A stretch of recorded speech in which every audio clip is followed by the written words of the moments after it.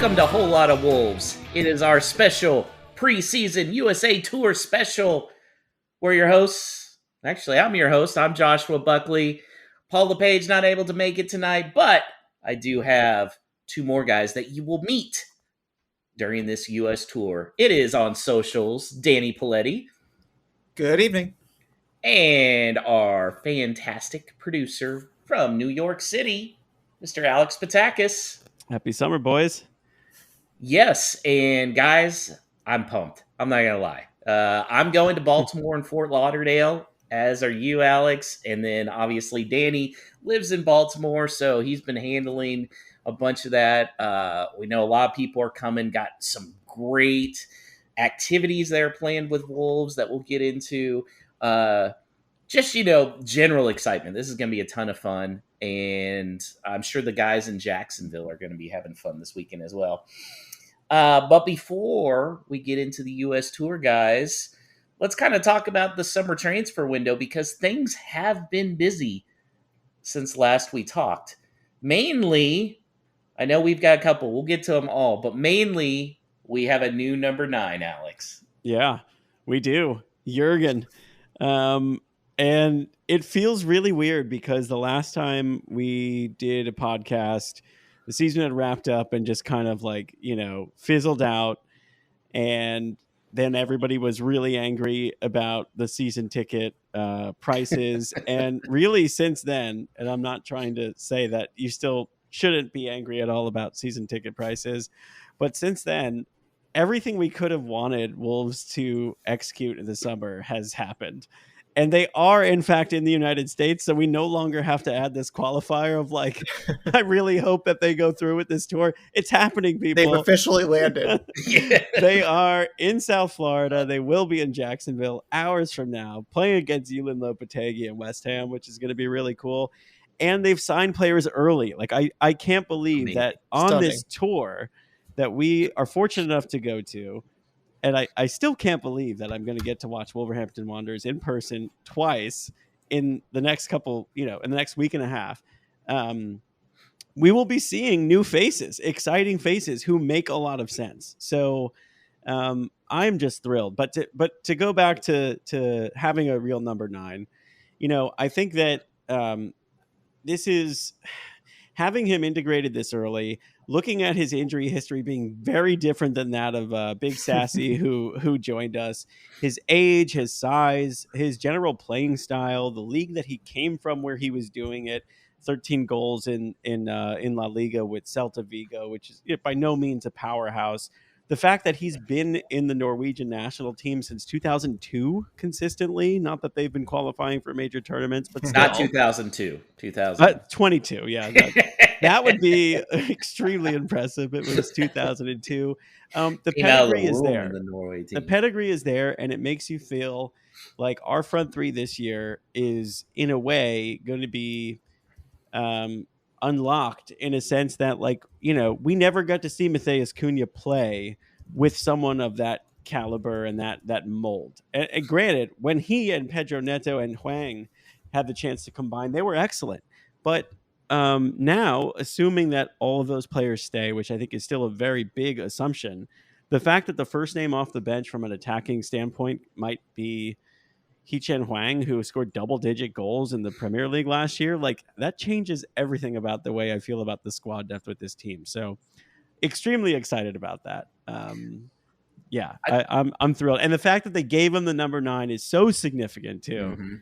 That too, because it's the only 9 we've had since Raul. And you say what you want about Fabio having it for a second, but in hindsight, that was a joke. So, now we go into the season with what we feel like is the player that we've been waiting for since David Luiz nearly killed the best striker that I've seen in my time as a Wolves fan on the field with a incidental headbutt. So stoked, guys. Danny, I tell you what really sold me on Jurgen Strand Larsen, and that was his quote after the signing where he said, I'm physical. If I got to lose a couple of teeth during a match, I'm going to lose a couple teeth. Fuck yeah. Immediately thought of Ewan Roberts with that iconic picture with him missing the front two teeth. I know. Yeah, I don't know. It's hard not to overstate my excitement about it. I really hope it works out for him. It just also fits a pattern of like really kind of astute signings. Obviously, the fact that it's a loan with probably, I know it's talked about like an option or like an obligation or whatever, but my understanding it's like an obligation that will almost immediately be met based on certain conditions. But it's just putting that expenditure a little bit later, and also just, I mean, this is exactly what we should be going for, is like 100%. relatively affordable signings, and then every so often for like this kind of thing, like number 9, you're going to spend a little bit more to get that quality that you need for mid-table, hopefully a little bit higher, hopefully pushing towards Europe, with a lot of upside. So that's all really exciting. I'm excited about it. Fabio, who?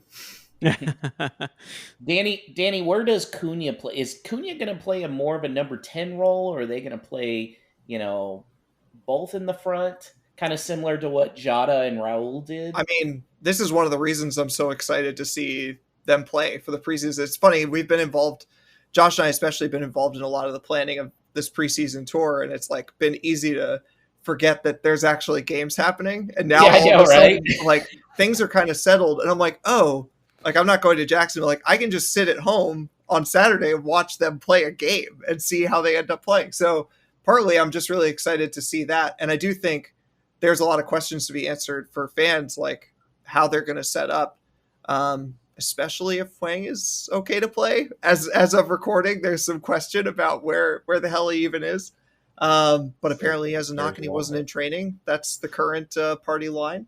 But with Hwang, Cunha, and Larson, there's just so much flexibility to play potentially all three of them across the front three, although that would mean leaving out players like Pedro Neto if he stays, but at least like Rodrigo Gomez, who we'll get to, and a bunch of other players. But also you could play a combination of two of them. You could play with only one of them and then have wingers provide service. It's, there's so many options, and it's hard to predict how it's going to end up. My best guess is Cunha and Larson will play a lot of minutes, but with who around them, I have no idea. Mm-hmm. There were two other really big signings. The first one was Rodrigo Gomez, who was signed from Braga, 12.7 million pounds, 21-year-old, signed a 5-year deal. He could be a winger, could be a wing back. I think they got him to prepare for winger. He was the first one in, Alex, and there was some excitement. Yeah, I think the exciting part of that is that this is one of those instances where it's a player that they identified what feels like ages ago at this point, and they got the deal done. I think so many times, and I think we even joked about this during the season, speaking specifically about Rodrigo Gomez, and we said like, yeah, but how many young Portuguese players do we see on Twitter that are like, oh, like Wolves are actually pursuing him, and it drags on for months and months and months, and then like, at some point in like October, you're randomly watching a game on the couch and you're like, I remember that guy. I thought he was supposed to be coming to Wolves. Like, no, they got the deal done. He does seem like an exciting player with upside, who, again, I think based on the way the squad looks right now, and certainly with the Strand Larson signing, he'll be a first team player, but not necessarily someone that Wolves have to rely on heavily. I don't think, depending again on other outgoings, but, yeah, I think it's great. I think he's versatile. I think he showed that he's certainly got the pedigree, and apparently from everything that everybody's been saying in training and in some of the friendlies they've played thus far, and I'm really excited to get to see this ourselves, is that he's just absolutely rapid. So I'm pumped about that. Good business, good price. Can't argue with it. Matt Hobbs he's getting stuff done, and again, how early he got in, like, is just is really impressive. And finally, the third big signing, and this one was pretty interesting because you look at the age, Danny, and you think U21, but it's being reported that this kid, Pedro Lima, Brazilian 18-year-old, is for the first team. £8.5 million transfer, beat Chelsea out. I think Cunha definitely had a big role in this. Um, do you think this is actually the one who may be the best player of the three that we're bringing in? Yeah, well, I mean, first of all, hats off as always to the Wolves media team. The announcement for that was so good. I mean, I just as a certified Fabrizio Romano hater, it just overjoyed me to see the little muting the Chelsea tweet from Fabrizio that Pedro Lima was going there. Man, that was amazing. They always outdo themselves. Yeah, I don't know. This was such a funny one because it's just like at the beginning, you see 18-year-old from Brazil, and I think a lot of people see similarities to something like Enzo Gonzalez, who, I mean, who knows? He might play a bigger role this year, but saying like, oh, well, this is probably one for the future, and he's exciting, but we'll see where we go with it. And then the signing happens, and people get a little more excited, but like some journalists are tamping it down a little bit, saying like, he's only 18. I know Keen and Judah both said this, kind of like he's 18, he's going to be very raw. He's got to get used to a whole different level now and whatever. And then they go see him in Spain, and all of a sudden it's like, okay, well, maybe this guy is going to get a bunch of first team minutes this season. So that's really exciting. And it's also nice just because like having someone, if that's true, even just having someone who could spell Nelson Semedo a bit, again, like the common thread with these three signings is, I mean, I guess especially if Neto stays, which is still a huge open question, but like, is this just provides us with the ability to rotate more and not just like rotate starters, but actually let people rest. All this talk about whether Huang will leave or not, I hear people saying, oh, he's always getting injured, but it's like, well, he's not going to get injured if he gets to only play 75 minutes in a game, like we can bring him off for someone else and change the shape. If we take him off and put on Rodrigo Gomez, it changes how we attack. So there's a benefit there. And it also means that Huang hopefully, isn't injured as much. So same thing with Pedro Lima and Nelson Semedo, although Nelson Semedo has honestly had a pretty good injury record, but still I'm always terrified when he pulls up, because our next choice is Matt Doherty, who I love, and he's a genuine goal threat. He could probably be our number 9, but it feels like a big downgrade in a lot of ways. Yeah, Danny, we have to watch what we say because we're going to be meeting these guys potentially here next week. And I'm going to rat you out. I'm going to go, oh, Doc, man, Smedo gets hurt Danny here, man. He's talking shit about you. Oh, man. I to your point about the common thread between the three, I also just think the other thing that I like holistically about the three signings is that they all, like, whether it be the league that they came from, the attitude that they have based on the glimpses we've got of them, and the in the quotes that are put out to the media, and maybe we'll get to learn a little bit more about them as people in person. They make sense, and they seem like players who could be at Wolves for a few years. Like, it was really fun when we splashed this money and we got Matthias Nunes and we got Gonzalo Guedes. But like, I think we all knew, part of us were like, why is he coming here? Oh yeah, it's clearly an agent-led thing. Like, you don't go from Sporting and playing so well in the Champions League and flirting with Man City to Wolves and feel like it's a long-term move. Like, I could see all three of these players being guys that we're still talking about that are in our starting 11, 2-3 seasons from now. And that to me is really exciting. And it feels like, we're going to stick to Matt Hobbs's guns on the type of person and player that we're trying to recruit to Wolves. So I'm thrilled about that. Well, and Danny and I have gotten to have some conversations with people at Wolves during this process of helping plan the U.S. tour. The Brazilians really love Wolverhampton. João Gomez really loves Wolverhampton. Matheus Cunha does not want to leave. And I think, number one, that's helpful for a guy like Pedro Lima, because they're like, hey, we love it here. Come on. He already has guys to hang out. Plus, João Gomez starting for Brazil shows you don't need to go to a bigger club to make it on the national team for Brazil. And that's why I don't think he's going to go anywhere unless he got like huge money, because he's guaranteed, written in the starting 11. Whereas if you go to like a Manchester United, half and half, and then actually you might lose your place in the Brazil starting team.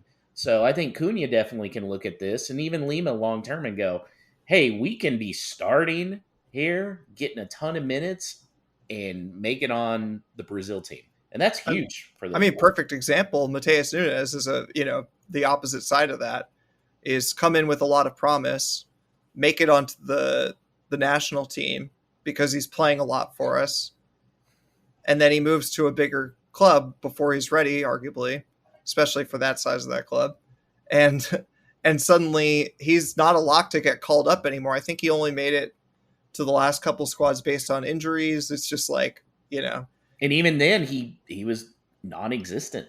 yeah. Yeah, I mean that's huge. And if I'm Matt Hobbs, which I'm sure he's doing this, he's using that to his advantage. Yeah. I mean, it's so trite, but it's all about recruitment, like, and it's just, it's easy to make it seem simple. I'm sure it's not. I'm sure it's extremely difficult, but like, it's so much easier to come to these kids and say, like, look, you're not there yet, but give it 2 or 3 years at Wolves and you might be there, as opposed to someone like Mateus Nunes, who had, interest from City already before we got him, and say, like, or you could stop by at our place and then you'll go on to City whenever you want. But like, you've already put that seed in his brain that he gets to leave whenever he wants on his terms. Yeah, this is much better, and also won't bankrupt us. In terms of the recruitment, like maybe an underrated part of it, or maybe it's just so blatantly obvious we don't even mention it, is, I think Wolves having an English-speaking manager led them to be, aggressively market him, right, to the world and give him to every media outlet that they wanted to. But then I also feel like that could only help with recruitment, because even though he's only managed one season in the Premier League at Wolverhampton Wanderers, like, the aura that surrounds him feels much bigger than that. Like, there are still people saying that he should be in consideration for the the England national job, which agree. I feel like he 100%. probably should be. And when that's the kind of manager you're talking about, and he's, invested the way he is in Wolves and really buying into it, I think that makes it a little bit easier for a player to come here and feel like they're in the right hands. So, I just want to, I can't wait to see him in person. I just want to, I'm feeling so good. But that's what happens when you got a lot of vitamin D and it's July and you haven't had the opportunity for this team to break your heart yet. So I will say this about Gary O'Neill: if he was hired as the U.S. coach, I'd be sad for Wolves, but I would be thrilled. Yeah, agreed. But yeah.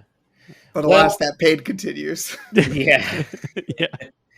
Well, there is one guy who was initially on the marketing for the U.S. tour. Sadly, we're not going to get to see him. The people in Jacksonville will, but he will not be wearing a Wolves kit. He will be wearing a West Ham kit, much like Nathan in Ted Lasso. Max Kilman went to West Ham to join Julian Lopetegui.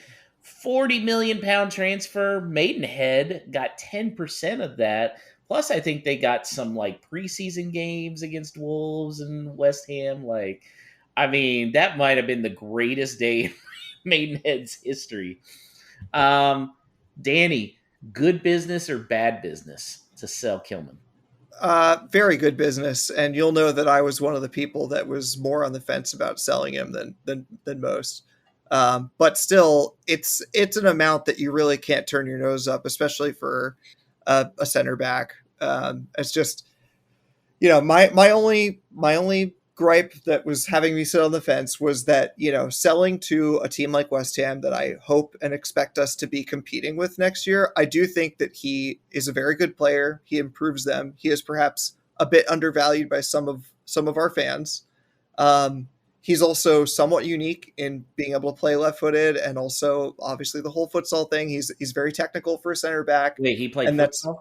Yeah, and that's very in demand these days. And the fact that he hasn't yet gotten an England call up, I just think that, I know people are saying, oh, they'll never, like, that's too much money for Max Kilman from their perspective.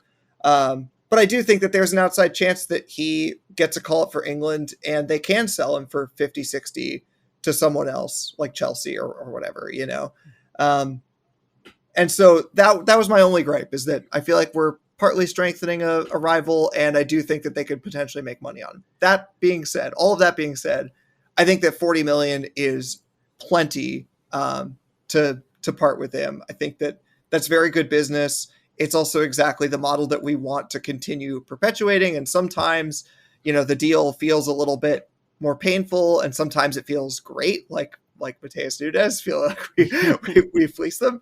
And so that's just the way that it goes. So yeah, very happy with the number, happy for him, happy for us. I will feel some amount of Schadenfreude if it bombs and Yoel Lopetegui gets sacked. So I do feel, Alex, that at least leadership wise, I think this is good for Wolves. Not saying that Kilman was a great guy. I don't think he was the captain that Wolves necessarily needed anymore. I think they need somebody who's a little more outspoken and emotional. Let's be honest, he got the captain's band because of the fact they wanted to re-sign him, and he was the most logical being tenured. Now it's probably going to be Lamina, maybe Cunha here and there, but I feel like that's an upgrade as well. Just who's wearing the captain's band. What do you think, Alex? Yeah, I agree. I think you're dead on. I mean, from what we can see as outsiders who can just consume every bit of content that the club would put out or that any media outlet puts out, while he was wearing the captain's armband and while he has been there a very long time, Max Kilman didn't feel like he was really at the core of this squad. And I think it's without a doubt safe to say that both Mario Lemina, Mateus Cunha, a lot of these new signings that came in that one window that saved us and then has now propelled us to where we are now. That is, that's the foundation of this squad right now. So I think it makes sense. I think that having that type of leader in the midfield, one who, I mean, Mario Lemina, for all of his faults when he had his first stint in the Premier League, like that guy gave every ounce of everything he had last year, and you could see it towards the end of the season. I mean, he had nothing left, and that's leading by example. But also, when it comes to being vocal and the vibe in the clubhouse, and he's every bit a leader in that way too. So he's been wearing the armband. I mean, I guess we'll see when we in these 3 games they play in the U.S. That feel like they're the most legitimate games we'll see before we travel to Arsenal. I wouldn't be shocked for him to continue to wear the armband, and I would guess Cunha would be vice captain at that point, and I feel great about that. I really do. Mm-hmm. Also with the squad, Giancarlo Guedes and Daniel Podence have been training with the team in Marbella. Guedes actually made the trip to the U.S. Podence stayed behind partially because he had a little knock, but more than likely they're working out that deal with Olympiacos. Guedes, Danny, what are we to make of this, of him coming to the U.S.? I don't know. Stranger things have happened, I guess. It's such a weird one because it feels like it's so rare to have a situation where it's totally attitude and nothing else. It's like Fabio had his moments of not great attitude, but he also had his moments of like giving everything. I mean, that first season after Raul got injured and he was thrown at the deep end, like he tried, man. He gave literally everything he had. It's just he was an 18-year-old. But it's so rare to have a situation where it's like, I don't know, this guy can play ball. Like it's fine. It hasn't worked out for him. And he's had like minor injuries, but like it was just his attitude at the time. And I'm sure that had a lot to do with what he was sold and whatever Mendes had said to him and whatever. It was a terrible situation, but it's just like, it makes it very weird because I don't know. I mean, like, I don't, if he turned it around, if Gary liked him and he was playing well for us, I don't think I'd have anything against him. Like, I don't hate the guy. I just think that like we way overpaid for him and it's probably better if we can get some money back for him. But if instead we turn it around and he plays for us, then that's great too, I guess. Yeah.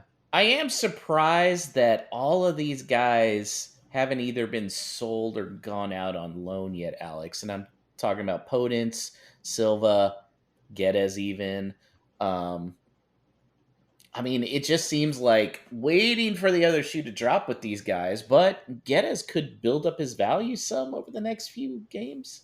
Yeah, I think that's probably why he made the trip, right? Is to kind of put him in the shop window. But also, I guess it's unfair to say that that's the only reason. I mean, maybe there's a chance that he impresses enough to be worth keeping around. At least for to the end of the transfer window. I mean, it's also it seems like Wolves learned their lesson a little bit though, right? Because like not only did we bring in players early, but we haven't loaned out all the players that we don't really expect to be here quite yet because you know Quang is not in Miami yet or training in Miami yet or Fort Lauderdale as far as we know, and we think it's a health issue. Like I think maybe we're like, oh yeah, we can loan these players out. We know we can move Daniel Podence to Olympiacos when we need to, but maybe he's worth keeping around in the event that I don't know our injury laden wingers like Hwang and Neto and everybody else suffer in a way that puts us in a bad position right off the bat in the season. So I'm like, if it's just they're not just taking up space, like they're training, they're being integrated in the meantime. And if their attitude is right, then it's not bad to keep them around until the end of August. I'm super here for that. So, and say what you want about Potence's attitude, but he did the right thing at least once, as far as we know so far this preseason, which definitely endears him a little bit more to me as someone who's never really rated Potence. So, of course, I'm referring to him just swinging on the Como player. This is a serious question I have. Why would any non-white Italian player want to play in that fucking league? Yeah. Like the black players are mercifully heckled for racism. Now we're seeing they're taking it on the Koreans, and the club response was like, "Well, we just called him Jackie Chan. Who the hell cares?" Like, what is wrong with that statement was a complete disgrace. That was insane. I honestly was reading that like I was like, is this like I thought maybe it was like the Onion covering sports. It was like a fake statement from a club. I couldn't honestly believe what It didn't I was reading. surprise me because this is the same league that ran an anti-racism campaign by drawing different types of monkeys, which may have been the worst campaign in all of in the history of marketing, and they thought it was a good idea. They sat up there and were like, "No, that's different type of monkeys, guys." Yeah. Italian club's gonna Italian, I guess. I don't know. I would never if I was not a white Italian or maybe a European, but I would not play for one of those teams. I'm sorry, would not do it. All right, lot of cool stuff. Danny, what's been your favorite off-season occurrence? This is a little one, I guess, but I guess just during the Copa America, I watched all of Jamaica's games, and I don't know. I'm still really impressed with Lembakisa. I don't think he's probably going to make it in the Wolves squad, like if I had to guess, especially the position that he plays with Pedro Lima coming in. But he was just really fun to watch, especially on a team like, I don't want to air all of our, U.S. men's team grievances right now, but watching U.S. men's team is pretty painful right now, as I'm sure also our English listeners can understand after that Euros. But Jamaica is a true underdog, kind of the way I see the U.S. should be playing, and was playing like it. Was playing like a brave style of football, and Lebekis was one of the better players in there. It was really fun to watch. So that was a nice little surprise that I wasn't expecting to get this summer. Alex? I think mine, well, just for the sake of not going over what we already spoke about, because I think a lot of the new signings, you can make an argument for any of them, is that on, nearing the end of July, Neto is still with the club. And I have a feeling that the sale of Kilman, while maybe not expected and not, 40 million pounds that Wolves were banking on, combined with the fact that it is a loan deal at first for Larson, which means we can spread out that money. Like our total expenditure so far this summer is not high at all. And maybe that affords Wolves the opportunity to be really stingy and keep him. And Arsenal have set their sights on, another summer fling that had a good tournament with Italy briefly. And I think they're finalizing a deal. So, I think the fact that Neto is still here and there don't seem to be any new rumors of substance about a real suitor. And I think Wolves are now in a different position than they were going into the end of the year, having recouped $40 million, or pounds, minus the sell-on clause the Maidenhead for a player that, yeah, we love him, but currently he was expendable.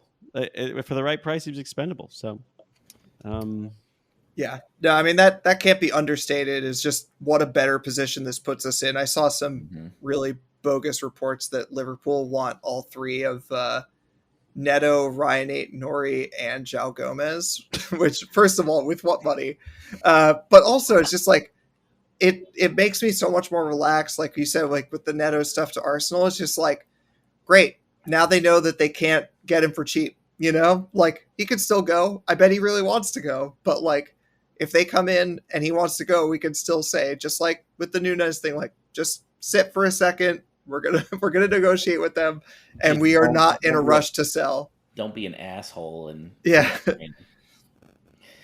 So mine's actually kind of thinking outside the box here. My favorite offseason occurrence was João Gomez started for Brazil. He wasn't really that great, right? He was okay. He did solid enough to start for him, but there was no like, oh my God, like with Enzo Fernandez with the World Cup. I think that helps Wolves because João Gomez showed he's good enough to play for the Brazilian team, but not necessarily enough where it attract enough attention that everybody wanted to come in and get him. I think if he had like come through like Enzo did, we'd be looking at bigger clubs and desperately trying to hang on to him. So, good job, João. Made the team, didn't blow it out of the water. I'm okay with that. You're still a young guy. You'll start a couple more years at Wolverhampton and then blow it out in 2026. Hey everyone, Alex here. If you're enjoying what you're hearing on Whole Lot of Wolves and you haven't done so already, please leave a review on iTunes or whatever podcast platform you use to listen to the show. It helps grow the audience and the show's visibility, which we greatly appreciate, and in turn enables us to do even more to deliver a better product to you each week. So thanks for listening, rating, and reviewing. Now back to the show. Now, guys, it's what we have been waiting for years. And some of our friends are already down there in Jacksonville. The U.S. Tour, Jacksonville, Baltimore, Maryland, and Fort Lauderdale. Alex, do you want to go over the Jacksonville tour first? So it all starts Friday, the day before the match, with the pre-party for Wolves versus West Ham at Colhane's Irish Bar. At 7 p.m., you can show up. There'll be karaoke. Steve Bull is going to be there. He's going to be on this tour. Plenty of opportunities to meet Bully. So just note that these venues, a lot of them, while they are large, it is first come first served. So you want to be prompt. Maybe even get there a little bit early.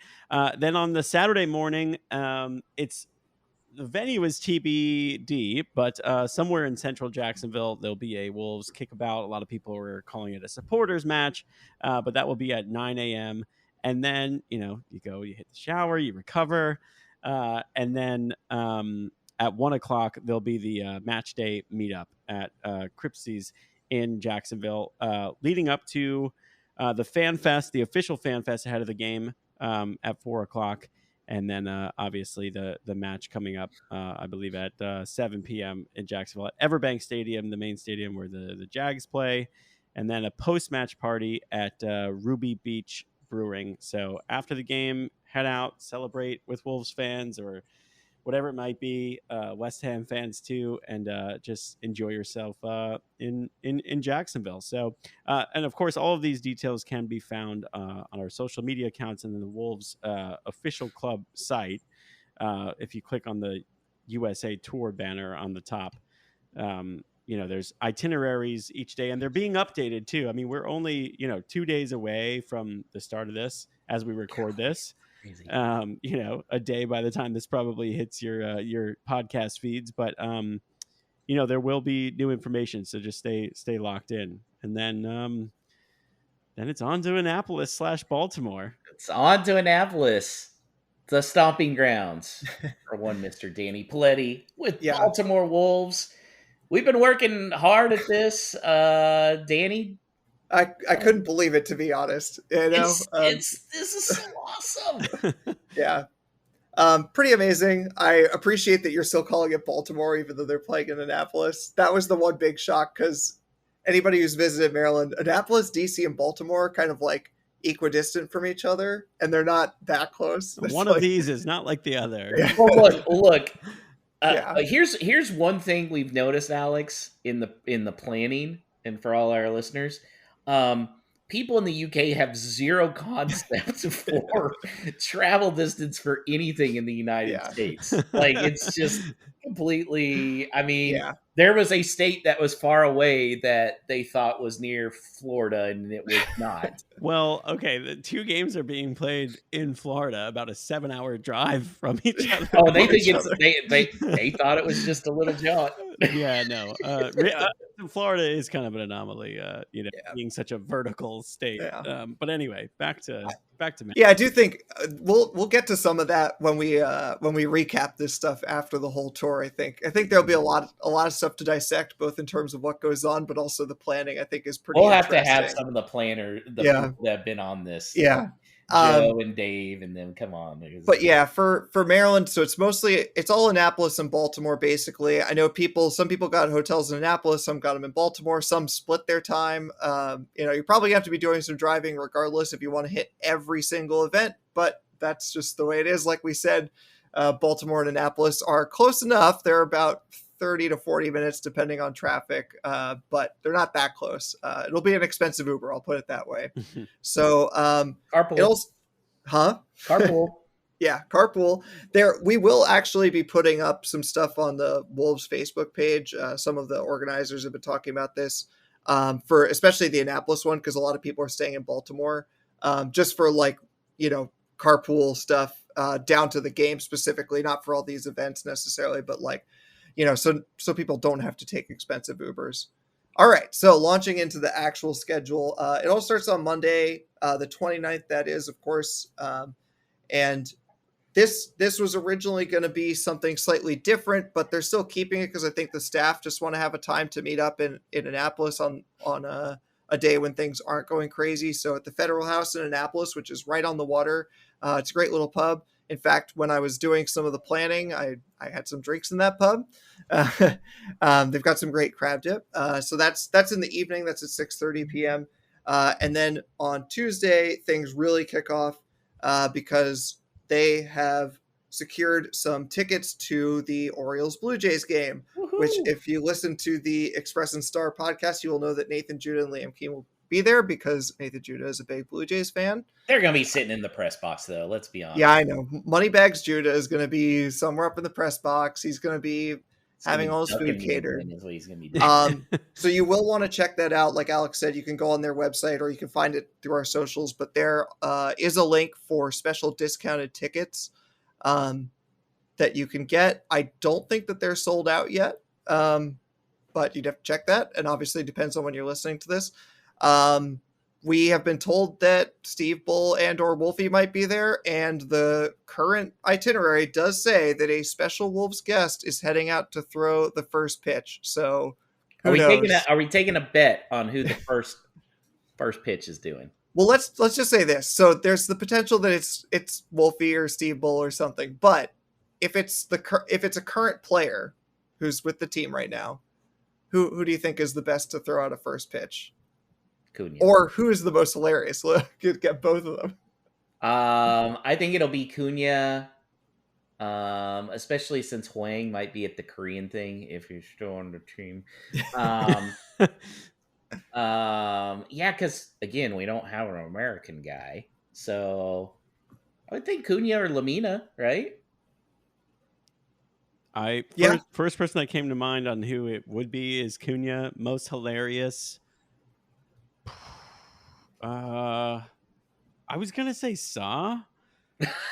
Yeah. Oh, that would be great. There's no way he's like, let me just get this anywhere near the plate in the strike zone. He's going He'll all throw gas. it like an overarm throw with Yeah. the soccer ball. That's a great question. Who would throw the best first pitch? Oh, I still say Cunha. Yeah, maybe. I don't know. So it depends if we're talking about accuracy or just like power. Because do any of the English players, have they ever picked up cricket? You know, if one of them can bowl a cricket ball, then Tommy Doyle would be my guess for best. Ooh. I pitch. could see Bentley playing cricket. Yeah, yeah. Worst pitch would be itineraries. Yeah, maybe. I think that's probably a good shout. Assuming lefty too, it just wouldn't look right. Yeah, well, that's a good call because as a lefty myself, you know, a lot of times people teach you how to do a thing and they'll just instinctively teach you how to do it right-handed and you just go along with it. I could imagine him throwing it right-handed just because someone showed him how to do it and just looking horrible. All right, so let's get back to this show. I will say one thing. Hold on about the Baltimore game, Danny. Yeah, Obviously, we don't have any inside information here. We're just going Yeah. off. They said, special guests, players. I will say this.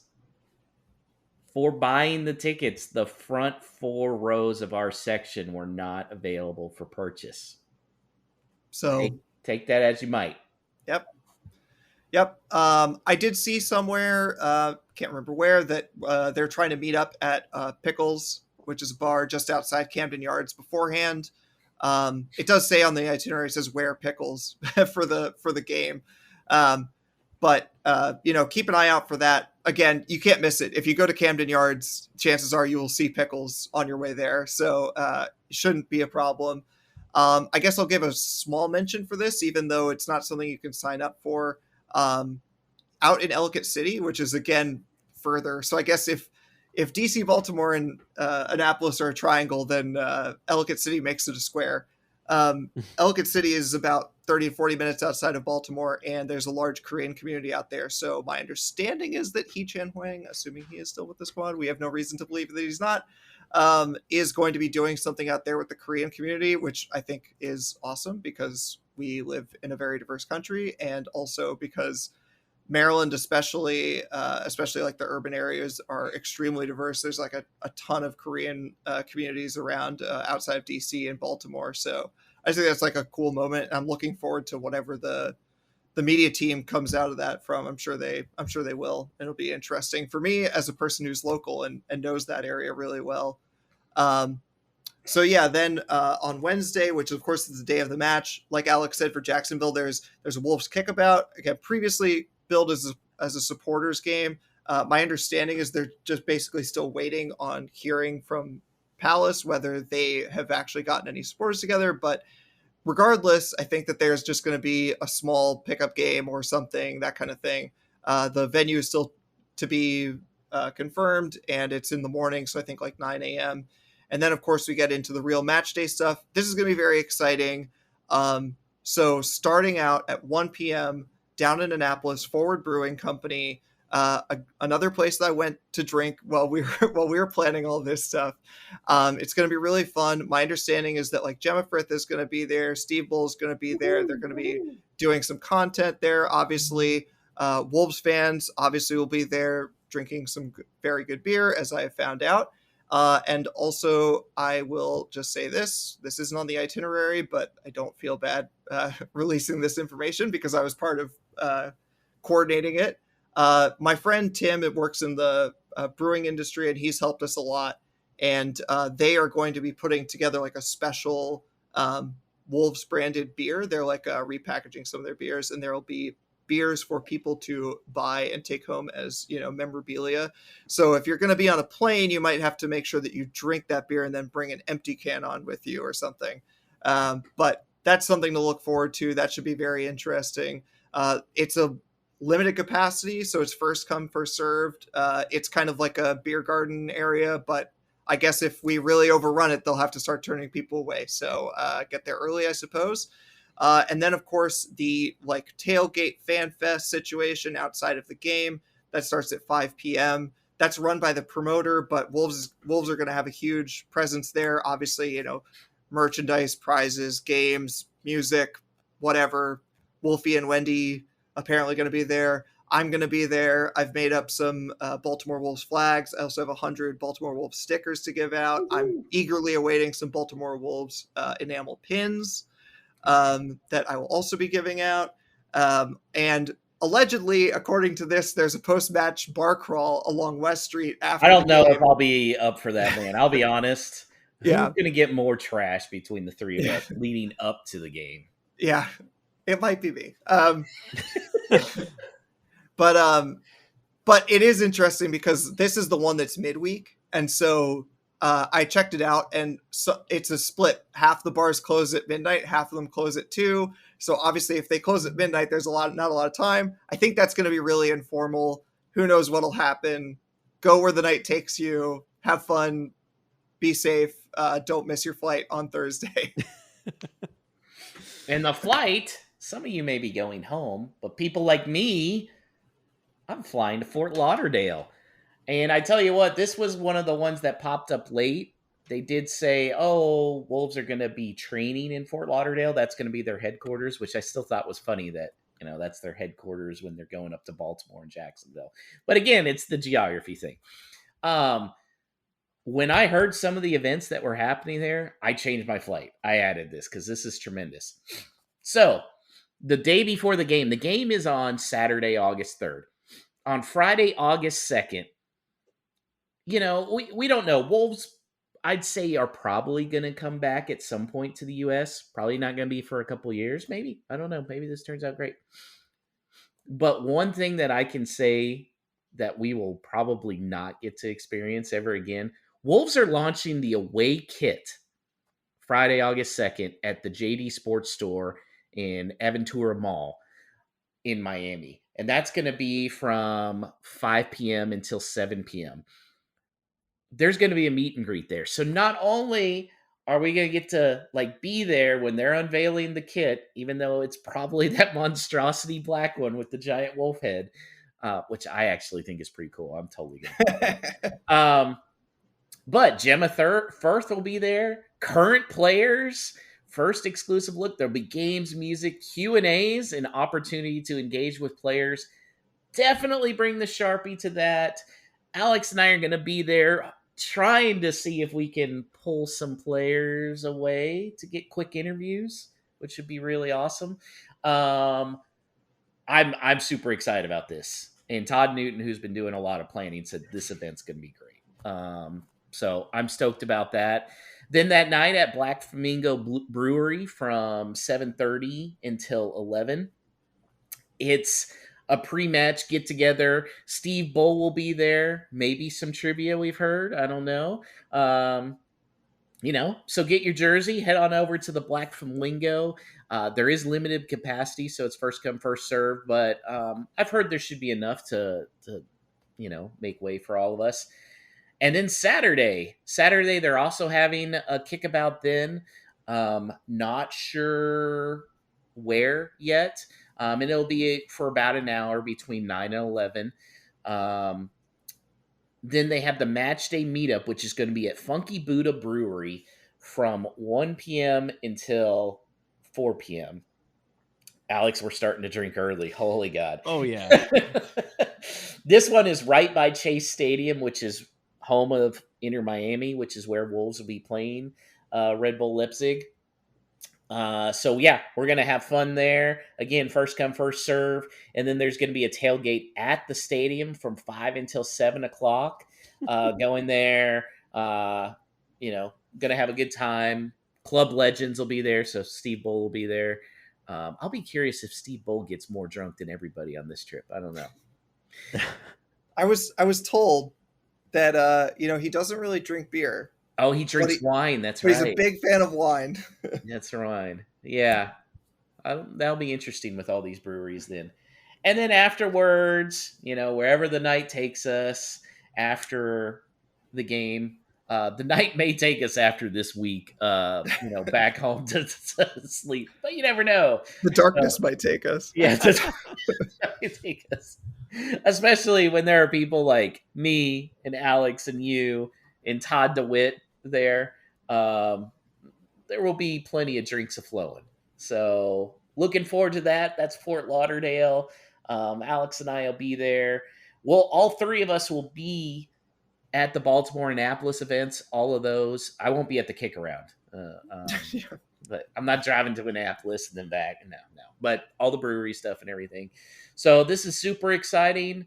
Looking forward to meeting all you guys. That's a big part. We love our listeners. So thank you guys very much. Danny, is there anything people need to be looking out for on social media? I've been starting to use the hashtag Wolves in the USA. So if you want to use that on your travels, we always appreciate when people tag us in pictures of their travels, and especially for this one, if you're traveling, or obviously if you're out and about at the actual events, feel free to tag us in those pics, especially if you get any pics with some players at any of these events where players might show up, or Steve Bull or whoever.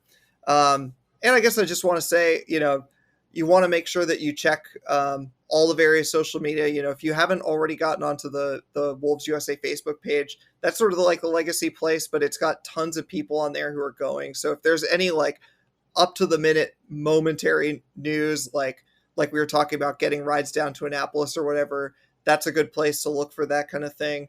And last thing I'll say, we're definitely going to do some kind of recap pod about this, but and I'm sure we'll properly, recognize the people who helped. But, you just went through all the stuff in Fort Lauderdale. Chris Fisher, who's a frequent guest, was absolutely massive in putting that together, almost single-handedly. Yeah. And also Patricia, who is putting together some signage. So that's going to be something that's good to talk about afterwards, because I've seen some of the design. She actually just sent one over while we've been recording. Yeah. That looks amazing. That is Andrew Smith's better half. Yeah, that's right. Fantastic. Danny, you have been awesome. Also, shout out David Copey's been doing great with email. And then Joe Deluski, just really awesome. Man, he has been sending out emails and really kept stuff. And our boy, Todd Newton with Wolves. He's been meeting with us. This has been a really cool experience to help plan this. And I know he's worked his butt off. So let's all have a good time. And if you see Todd, make sure and thank him. Yeah. And buy him a drink. See if he can make it through this whole experience without spending a day sober.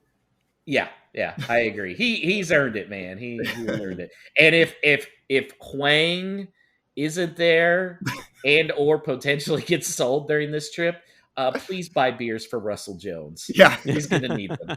Shower with beers. In fact, me and him may just sit beside him with my arm around him, going, "So who are we marketing now?" Yeah. Guys, looking forward to seeing all you. Alex, this will be the first time we're seeing you in person. I know. The only person I've met is Todd DeWitt when he made it here for the end of the season, and in New York, and then obviously most of the New York guys who I've seen. But I'm super excited about that, and I really just can't believe this podcast that we do. The place that the team from where Paul grew up is going to where Danny lives, and then their headquarters are like 15 minutes from my parents' house, where where I grew up in Florida, and where Chris Fisher, who joins us all the time, it's just I can't believe it's really happening. I feel really fortunate for that, and everyone. I was away for 2 weeks, when all of this was happening, and you guys, I came back to so much to catch up on. You guys, as someone who wasn't a part of any of the planning, you guys absolutely crushed it. I cannot wait, and I really hope that the goal of this podcast is to kind of spread the joy of Wolverhampton Wanderers to US based fans who are looking for that club or have found that club already. And I really hope that this tour accomplishes a similar thing. And that there's new Wolves fans coming out of it. That's the goal for Wolves. And even me, personally, I have nieces and nephews who are going to see Wolves play in person in Fort Lauderdale. And that's going to be crazy because, otherwise you'd have to travel overseas to do this. So it's a great opportunity, I think, for all of us and all of our friends and family. So, I'm just super pumped, and we'll be here to recap it afterwards. A couple last minute things, man. This is going to be a real scattered. Danny podcast, just planned something else. Who cares? Well, sort of. I mean, we were talking via text the other day about doing just like a casual meetup on Tuesday. So it's as good a time as any to just put that out on the pod. I think we'll probably put that on social media as well. We're probably going to go down to Max's Tap House in Fells Point on the day before the match. So the day of the Orioles game, just like midday, go down to a place that's a tap house, also has some food. It's a beautiful area. But yeah, keep your eyes on social media. That's the main thing. There's probably going to be stuff developing throughout the whole thing. Yeah, it's going to be great. And guys, everybody's telling me I have to wear the cowboy hat on game days, don't I? Oh, yeah. I'm going to look ridiculous with shorts and a cowboy hat. But no, you're going to be fine. You're going to be fine. It's Florida, man. You wear whatever you want. No one's going to say anything. I guess that's my MO. You wear it to two of the big Wolves events and suddenly, fuck, you're the Wolves cowboy. Yeah. Could be worse. You could be Speedo Mick, the guy who goes to Everton games in Speedos. This is true. It can always get worse. Yeah.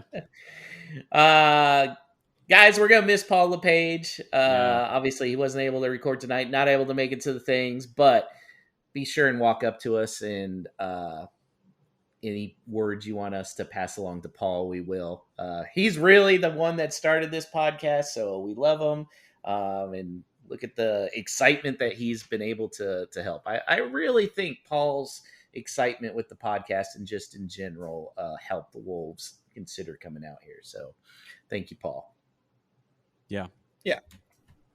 All right, that'll do it for us. Again, as Josh said, we're excited to meet many of our listeners in person. Feel free to come up to us. We'll all be having a great time, and we all kind of know each other through the internet anyways, but it's going to be good to be able to do it in person. So, for those of you who are already in Jacksonville, maybe listening to this, head of all of those events, enjoy, and we look forward to seeing you in Maryland and then right back down in Florida.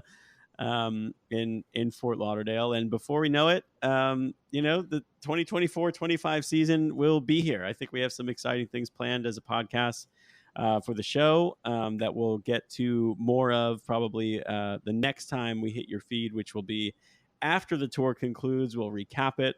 We'll have game action to talk about, which we're completely like Danny said, you almost forget that there's like games between two Premier League teams happening in front of us. So we'll plenty to get to on our next show. And a part of that show will be looking ahead to Arsenal on August 17th, less than a month away, the opening match of the new Premier League season. So it feels weird to do this without Paul, but until then, when you see your friends in Florida, Maryland, wherever you may be, say, up the mighty Wolves. Up the mighty Wolves.